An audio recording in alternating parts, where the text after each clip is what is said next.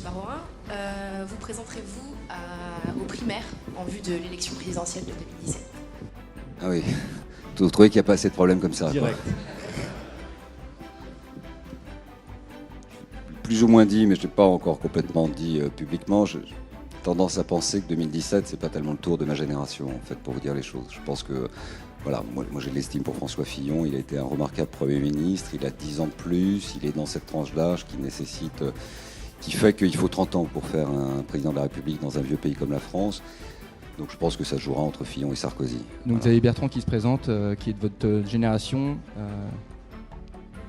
D'abord, moi je fais tout là depuis plusieurs mois parce que je vois bien qu'on essaie de nous y entraîner pour m'abstraire de ce cartel de galeries de portraits qui portent en bandoulière une ambition présidentielle, qu'elle porte la forme des primaires ou qu'elle porte la forme de la candidature à l'élection présidentielle. D'abord parce que il faut dire les choses, c'est assez indécent dans une période que nous traversons. Ensuite, on sort d'un an et demi de campagne électorale avec les primaires socialistes. Les Français ont tranché, la question ne se pose pas, il y a un président de la République. Troisièmement, qu'est-ce que ça veut dire de dire je vais être candidat aux primaires, je ne vais pas être candidat aux primaires à 4 ans d'une échéance, quelles sont les circonstances, dans quel état sera le pays, voilà, je me refuse à le faire.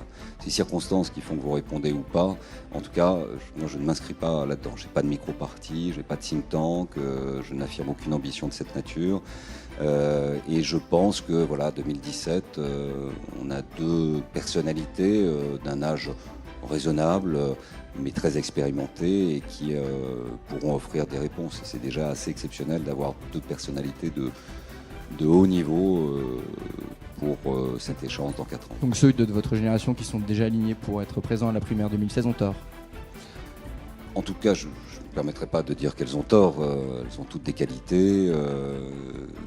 Voilà. En tout cas, moi, je ne m'inscris pas dans cette méthode-là.